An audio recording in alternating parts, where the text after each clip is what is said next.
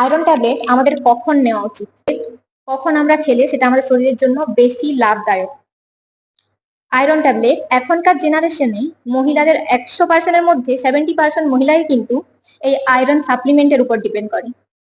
সবারই আয়রনের সমস্যা, আয়রনের ঘাটতি, হিমোগ্লোবিন শর্ট। এর জন্য কি করে না, আয়রনের সাপ্লিমেন্ট নেয়, কিন্তু আমরা ভুল সময়ে এই আয়রন ট্যাবলেট খেয়ে থাকি। যেমন কেউ কি করে রাতে শোয়ার আগে খায়, কেউ কি করে আবার দুপুরে লাঞ্চের পরে খায়, দুপুরে খাওয়ার পরে আয়রন ট্যাবলেট খাচ্ছে, আবার কেউ সকালবেলা খায়। সব থেকে বেস্ট হলো খালি পেটে খাওয়া আয়রন ট্যাবলেট, খালি পেটে খাওয়া। এবার খালি পেটে খেয়ে যদি কারো কোনো অসুবিধা হয়, যেমন বমি ভাব, পেটে ব্যথা বা জ্বালা করছে, তখন কিন্তু তারা খাওয়ার পরে নিতে পারে। মানে সকালে ব্রেকফাস্ট করার পর, সকালের খাবার খাওয়ার পরে 45 মিনিট বা 1 ঘন্টা পরে কিন্তু এই আয়রন ট্যাবলেট নিতে পারে, মানে খেতে পারি।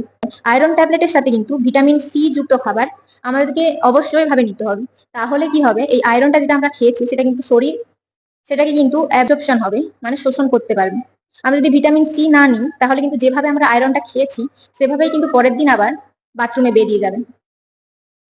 এই আয়রন ট্যাবলেট দুধ, দই বা ক্যালসিয়াম সাপ্লিমেন্টের সাথে নেওয়া যাবে না। যদি কেউ আয়রন ট্যাবলেট খেয়েছে, দুধ বা দই খাবে বা ক্যালসিয়াম ট্যাবলেট খাবে, এর মধ্যে কিন্তু 2 ঘন্টার গ্যাপ অত্যন্ত জরুরি।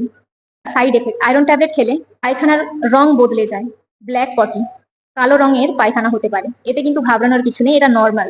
তুমি যদি আয়রন ট্যাবলেট খাও তাহলে কিন্তু এই কালো পায়খানা হতেই পারে।